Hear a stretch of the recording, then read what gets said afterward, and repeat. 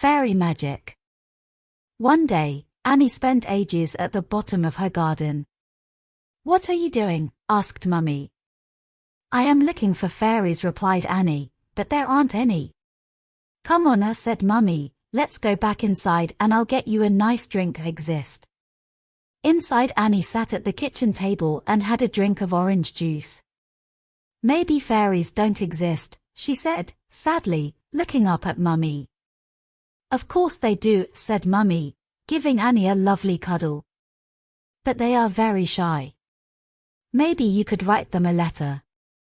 So, Annie wrote a special letter to the fairies. "Dear fairies, Mummy says you live at the bottom of our garden. I looked for you, but couldn't see you anywhere. If you are real, please would you come and see me? Love, Annie." The next morning, to Annie's amazement, she found a letter on her pillow. The fairies at the bottom of the garden. "Dear Annie, thank you for your letter. Your mummy is right, we do live at the bottom of your garden and we are very shy. We hope to see you soon.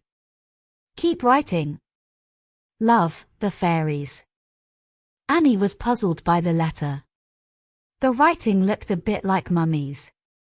"I wonder if Mummy wrote the letter and not the fairies," she thought. Annie wasn't sure that she even believed in fairies. She had gone to all the trouble of writing to them, but they hadn't come to see her.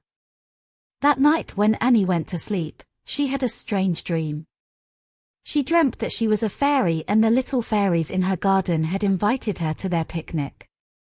There were cupcakes and flower drinks and fairy games. When Annie woke up, she decided to write another letter to the fairies.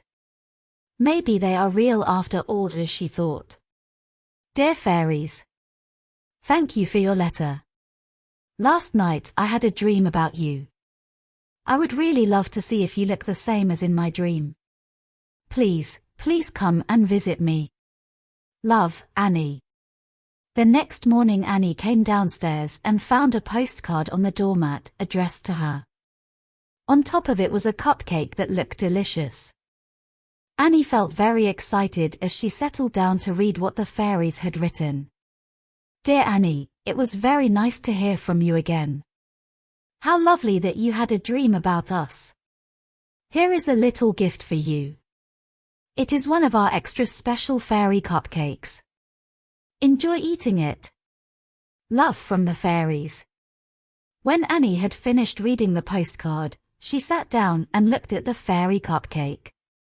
She smiled and she thought how much like one of Mummy's cupcakes it looked. "I bet it was really Mummy who made this cake and wrote the letter," she said, taking a big bite. The cupcake was yummy. It tasted of toffee caramel and vanilla cream. Even though it really tasted like one of Mummy's cupcakes, Annie couldn't help noticing that the cupcake sparkled and tasted extra delicious. "I am still not sure if fairies do exist," thought Annie. "But I had better send a thank you note, just in case Mummy thinks I am being rude." Annie got out her notepaper and wrote a thank you letter. "Dear fairy friends, thank you for your fairy cake. It tasted delicious and it sparkled. I would still like to know if you are real. Can you please write soon and let me know? Lots of love, Annie." Annie waited and waited for a letter to arrive, but nothing came. It is a bit rude of the fairies not to reply, she thought. I am going to write to them again. So, Annie wrote yet another letter to the fairies. Dear fairies, I am disappointed that you haven't written back to me. I know that is probably Mummy writing the letters, but I want to believe in fairies more than anything else in the world. I dream about you and I imagine that you have beautiful, floaty dresses and little wings. Is this true? Please let me know as soon as you can. Yours, very hopefully, Annie. Annie made sure that Mummy saw her taking the letter into the garden. Make sure you leave it in the fairy ring, called Mummy. Then the fairies will know it's extra special. Among the flowers was a little ring of red and white toadstools. Annie stepped carefully into the middle and gently laid her letter down on the grass. She closed her eyes and made a special wish. Fairies, fairies, come to me. If you are real, then let me see. Just as Annie opened her eyes, she was sure she saw little shapes flitting in amongst the flowers. I must be imagining things, she thought. But I hope the fairies send me a reply to my letter soon. Annie didn't have to wait very long for a reply from the fairies. That afternoon she was sitting on her swing when a letter appeared beside her as if by magic. She carefully opened it and began to read. Dear Annie. Sorry, we haven't replied to your letter before now.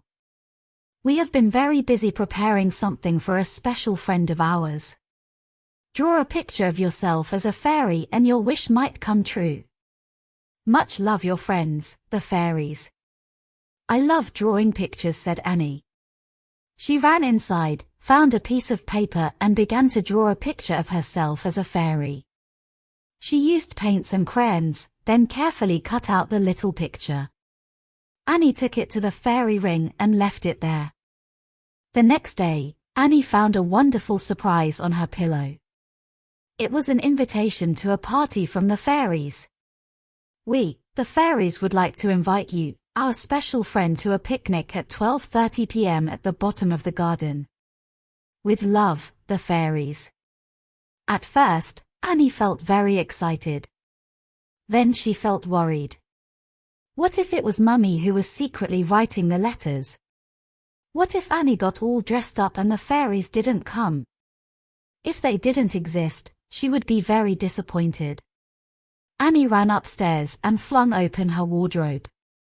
She pulled out her floaty fairy dress and her special pair of fairy wings. She even found a fairy wand in her toy box. Annie brushed her hair and put her prettiest hair slide in. She out on her bracelets, her flower necklace and her pretty pink party pumps. I am ready, thought Annie, and she went downstairs and out into the garden. Annie crept past the kitchen window, where Mummy was busy washing up. She was sure she could hear tinkling laughter coming from the bottom of the garden. Sure enough, to Annie's amazement, the fairies were waiting for her. Welcome to our picnic, said the fairies, giggling and flitting around. Annie felt like she was in a wonderful fairy dream. She had such fun eating the yummy fairy cakes and playing fairy games. I am so happy that you are real, she cried. After that, Annie went to visit the fairies every day. Mummy was very pleased that she found them. At last, all of Annie's fairy dreams had come true.